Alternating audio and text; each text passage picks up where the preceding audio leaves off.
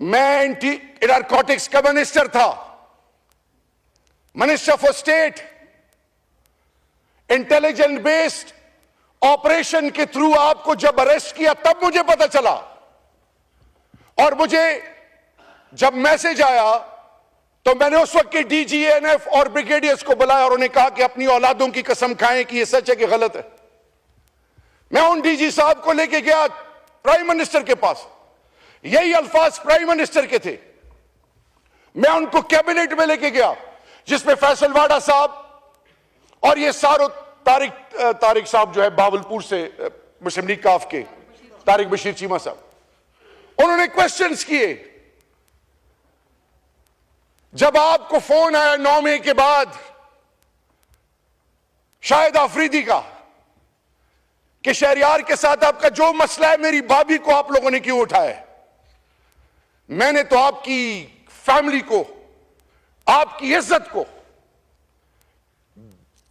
कभी मेरी 7 पुश्तों में मेरी तरबियत ऐसी नहीं हुई कि मैं सोच सकूं।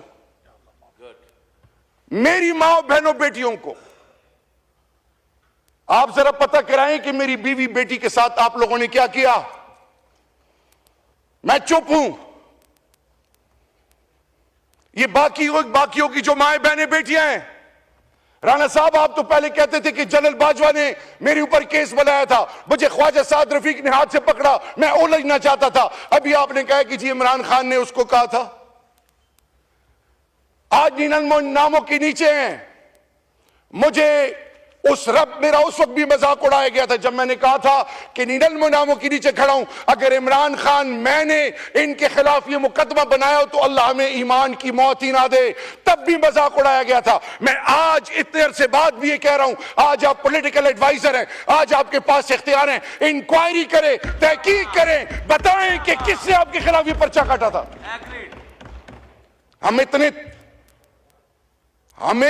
I was a CEO in Germany, हमने अपने सब कुछ छोड़ा है। ये आज अली मोहम्मद खान, ये जरताज, ये हम सारे, हमारा कोई कारोबार नहीं है। मेरे ऊपर जब पीडीएम की गवर्नमेंट आई, मुझे कहा कि जी इंटीरियर में, कश्मीर कमेटी में, नारकोटिक्स में, सेफ्रॉन में तुम्हारे खिलाफ सब चीजें ढूंढी जा रही हैं, पाकिस्तान से चले जाओ, तुम पे हाथ डालेंगे। मैं 16 मई को अपनी बीवी और बच्चों के साथ अपने घर में था, बगैर किसी असले के, ना तब भागा था ना अब भागूंगा। आखिरी वक्त तक इमरान खान के साथ और पाकिस्तान के साथ खड़ा रहूंगा, ये हमारा ईमान है। लेकिन राणा साहब आज आप मेहरबानी करें, बताएं ये कौन लोग हैं जो हमारी मां बहनों की तजलील करते हैं।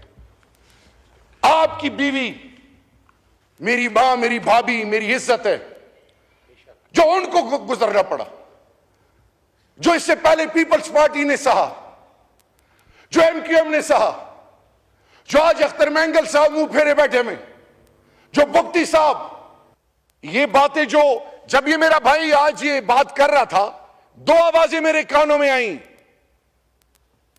एक आवाज आई शेर अफजल मरवत के हवाले से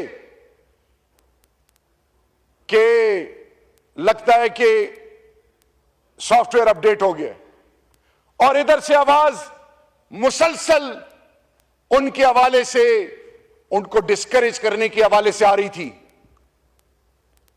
मैं आज एक बतौर, ये 3rd टर्म है मेरा,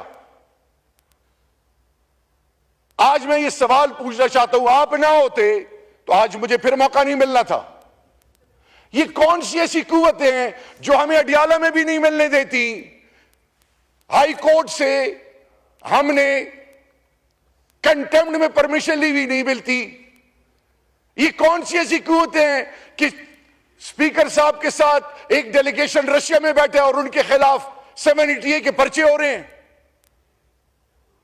ये कौन सी ऐसी कुव्वत है जो कि उन लोगों को जिनका जीना मरना पाकिस्तान है, हमारा ईमान है पाकिस्तान,